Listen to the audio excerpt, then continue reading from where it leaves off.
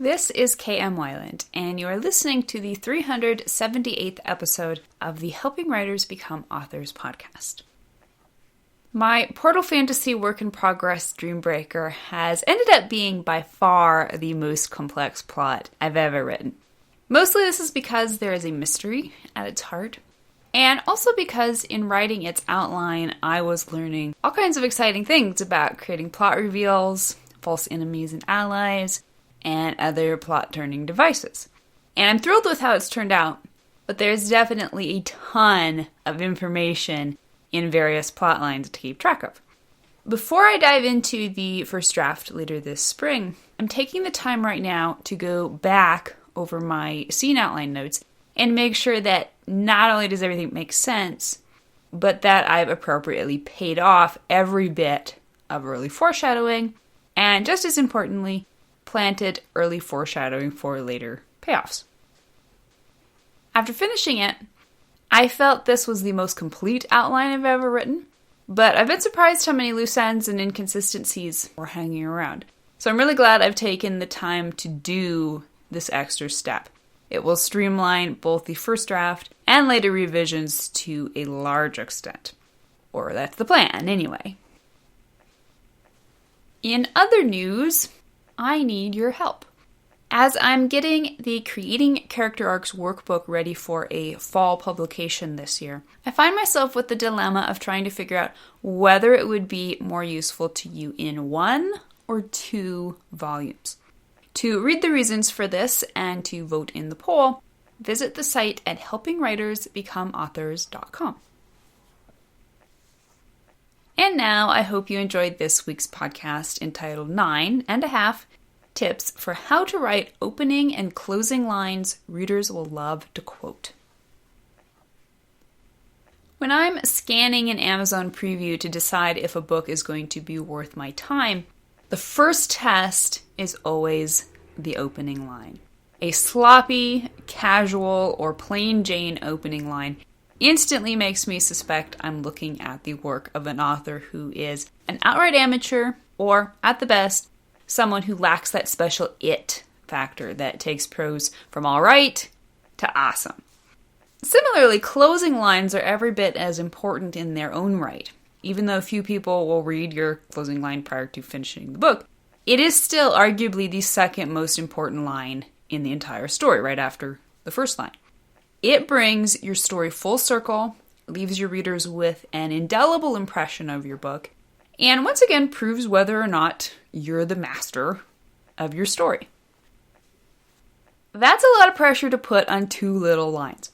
But no worries, there's actually a handy little checklist you can use when figuring out how to write opening and closing lines that will stick with readers long after their initial Amazon scan.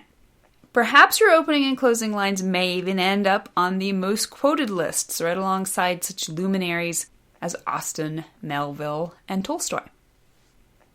So we'll start with 4 tips for how to write an opening line that shows readers you're the boss.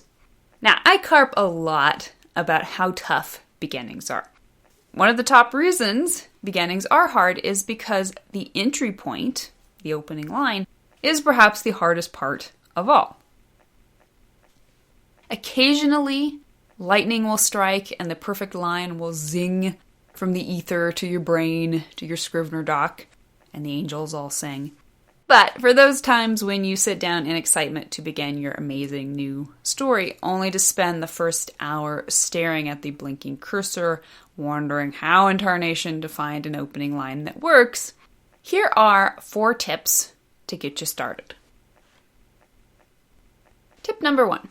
Reveal your story. John Irving says, whenever possible, tell the whole story of the novel in the first sentence. Now, John Irving is famous for writing his closing line first, and that perhaps is the secret to his opening lines. When you know where the story is going, you then have the ability to craft an opening line that asks all the right questions. Your opening must do more than hook readers. It must immediately fulfill the promise of your premise's hook and thematic question. Naturally, this doesn't mean spelling out the entire plot, except for those few times when it does. What it means is that the essence of your story's questions, its angst, its focus, and its themes should all be swimming in the subtext of your opening line. Your opening line tells readers what your story is about. Your story can be amazing, but if you fail to share that in your opening line, how are readers ever going to know? For a good example of this, we'll look at John Irving's A Prayer for Owen Meany, which begins with the line, "I am doomed to remember a boy with a wrecked voice, not because of his voice, or because he was the smallest person I ever knew, or even because he was the instrument of my mother's death, but because he is the reason I believe in God. I am a Christian because of Owen Meany." Tip number 2, ask a question. Everybody knows the most important job of any opening line is that of hooking readers.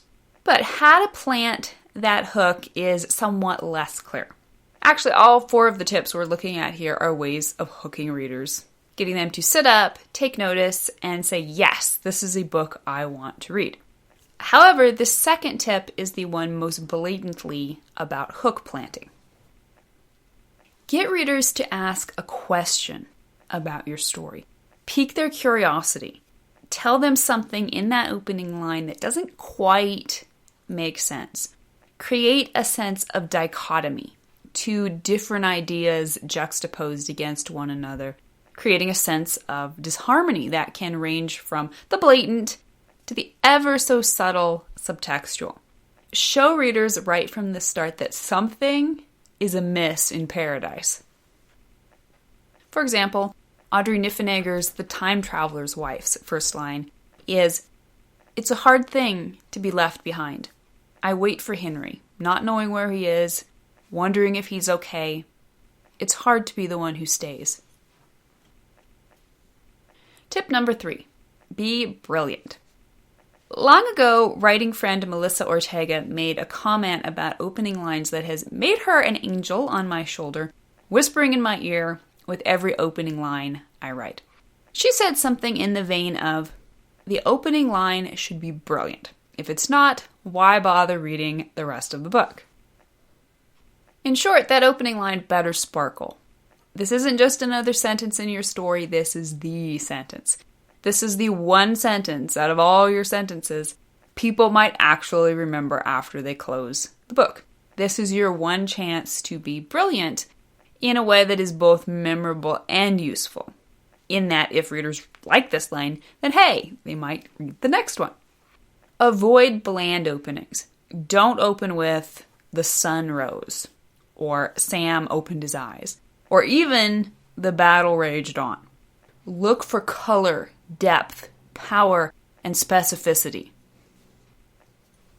For example, Margaret Mitchell's Gone with the Wind opens with this opening line. "Scarlett O'Hara was not beautiful, but men seldom realized it when caught by her charm as the Tarleton twins were." Tip number 4, create a voice. The most important element in a story opening is your protagonist.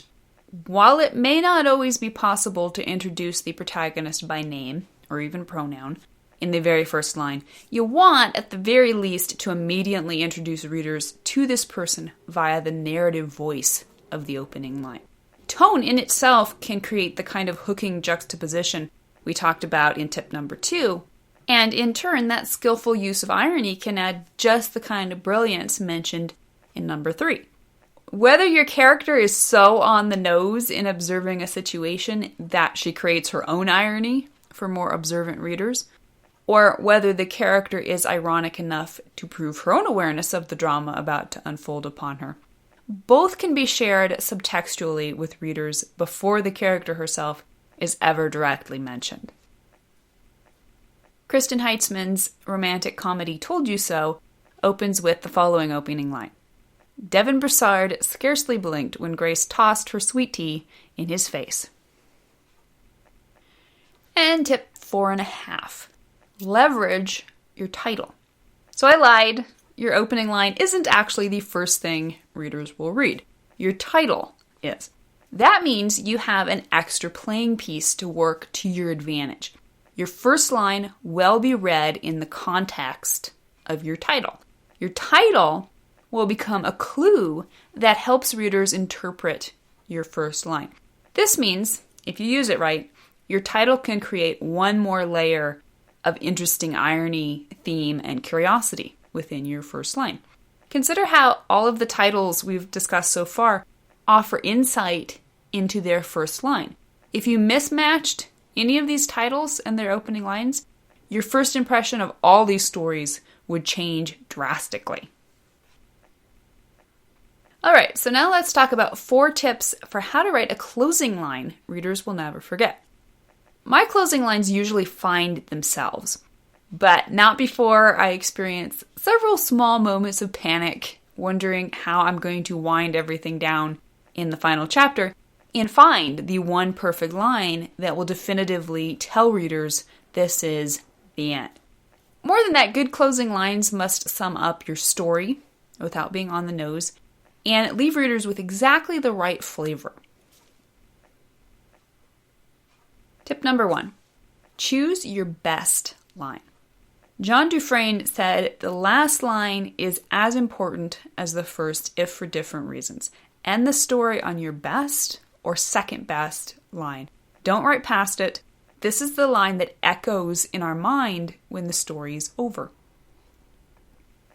If you do it right, people will want to stop and read your last line over one more time just to savor it and the experience of your wonderful novel as a whole. For example, Markus Zusak's Book Thief ends like this. A last note from your narrator. I am haunted by humans. Tip number 2, watch your rhythm. Unlike your opening line, your closing line will be under certain structural restraints. Like the closing notes of a song, it must guide readers to a sense that the story is indeed over. In some stories, a disorientingly abrupt ending may be appropriate, but in most, you will want to ease your readers to the finale, usually with a series of longer sentences leading up to a final short sentence that puts the period on the whole book. Although you want to maintain a tone consistent with the rest of the book's narrative, your final lines may be the most poetic in the entire story. Certainly nowhere else are the poetic techniques of rhythm and meter more useful.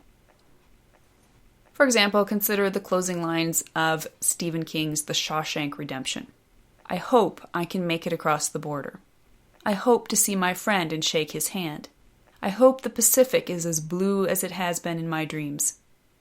I hope. Tip number 3. Look for symbolism, subtext, and irony. Your closing line is arguably the most thematic of the entire story. Although you never want to come out with an on-the-nose moral of the story or this is what the story was really about, you do want to take the opportunity to underscore the story behind the story. But if you can't, come right out and say, and so Twu Wav triumphed again, how do you accomplish this? This is where your most powerful authorial weapons become even more valuable. Symbolism, subtext, and irony. Look for thematic motifs you can pluck from earlier in the story to reinforce here at the end. Look for ways to state your thematic premise without stating it, perhaps by stating the opposite, or having characters talk around it, letting the subtextual truth hang heavy amidst the irony. For example, Anton Meyer's anti-war novel Once an Eagle ends like this. Yeah, he was too old for this kind of fun and games. Whistling between his teeth, Schultz drew the sheet up over the general's head, and they left the room. And tip number 4, answer one question, raise another. The finale of your story must answer your story's most important questions, the dramatic question and the thematic question about your plot and theme, respectively. It must tie off all the loose ends and satisfy your reader's burning curiosity. It must present a sense of finality. But you don't want too much finality. You don't want to completely slam the door on your reader's experience of the story. Instead, you want to leave them the sense that the story and the characters will continue to live and breathe beyond the covers of the book. Just as in life, one saga ends, only so another can begin. Even as you stamp the end on this story, leave readers with that sense that a new story is just beginning for your characters, whether you're planning a sequel or not. For example, Orson Scott Card's Ender's Game ends like this. And always Ender carried with him a dry white cocoon, looking for the world where the Hive Queen could awaken and thrive in peace. He looked a long time. Excellent opening and closing lines are loving touches from a masterful authorial hand. They're a sure sign their authors are aware of their stories, in control of their prose, and as a result, very likely to be able to spin a story readers can trust in from beginning to end. In learning how to write opening and closing lines that delight readers, keep these 9.5 tips in mind and have fun creating something special. Thank you for listening to the Wordplay Podcast.